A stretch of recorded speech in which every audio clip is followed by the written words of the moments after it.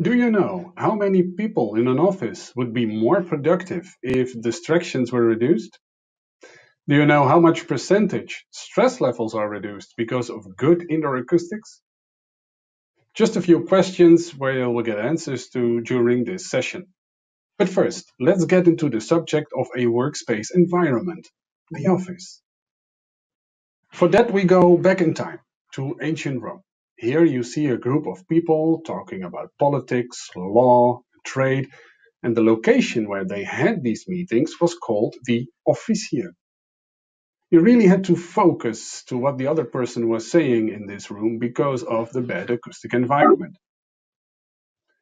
But with time, that changed.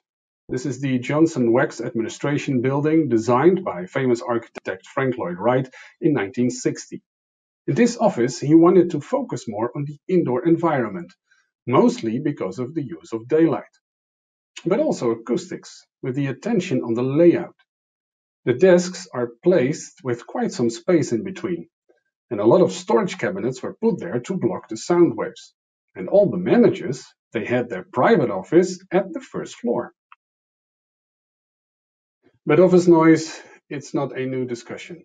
It's already going on for years, as you can see in this article from 1968. Would you let your daughter work in an open plan? Well, sort of the same question pops up nowadays. Office noise is still a everyday problem. You can go on the internet and find articles like this about sound, noise, and acoustics, and how it can have a huge impact on us as human beings. But still, with the design of an office, we want it to look good rather than that it sounds good too. Like this co-working office in Prague, for example. A lot of hard, smooth surfaces and materials used that will reflect all the sound waves, which negatively impacts the indoor acoustic environment. And because of bad acoustics, you can have up to 66% decrease of productivity. That is why 78% is negatively influenced by noise at their workplace.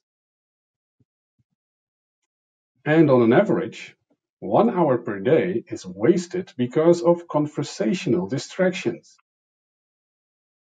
And these distractions are mostly created by ourselves when we communicate. As you can see, almost 80% is disturbed when we talk with a colleague or on the phone. And for sure, you will recognize the complaints that you have because of noise and bad workplace acoustics. And it all comes back to one thing, our health. So what do? We try to find a quieter space, or we put on headphones. But you can put them on, but you can still hear speech. And that's because in the frequency range of speech, headphones are less effective.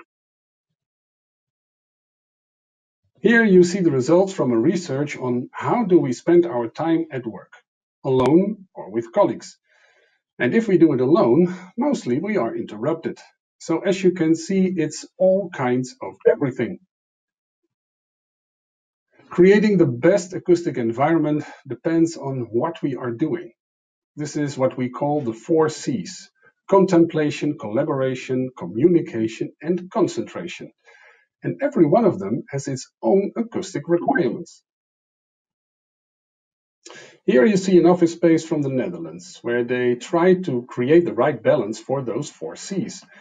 A really good indoor acoustic environment.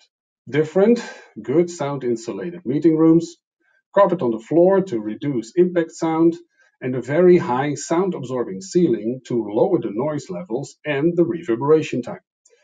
And because of this improved acoustic environment, you can have up to 27% reduction in stress levels. But it doesn't always have to look like a standard office. You can have design freedom if you want and create this urban design. For example, this office in Wrocław, Poland. In a workspace environment with less noise, you make fewer mistakes, you are more creative and also more productive. But there is no one-size-fits-all solution for offices. There are many things to consider when designing an office. Not only the type of work, but also the people.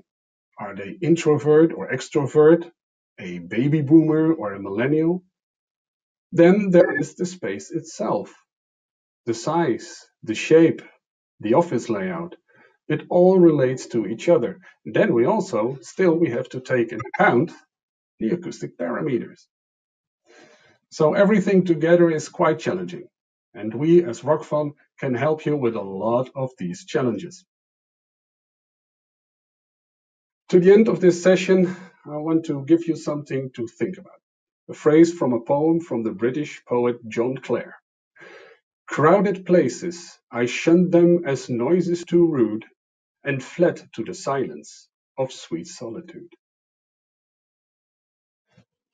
I hope that you enjoyed this session, that you learned something. If you still have any questions, just reach out to me. You can see my email address here, or to one of my local colleagues. Thank you very much for your attention. Until next time.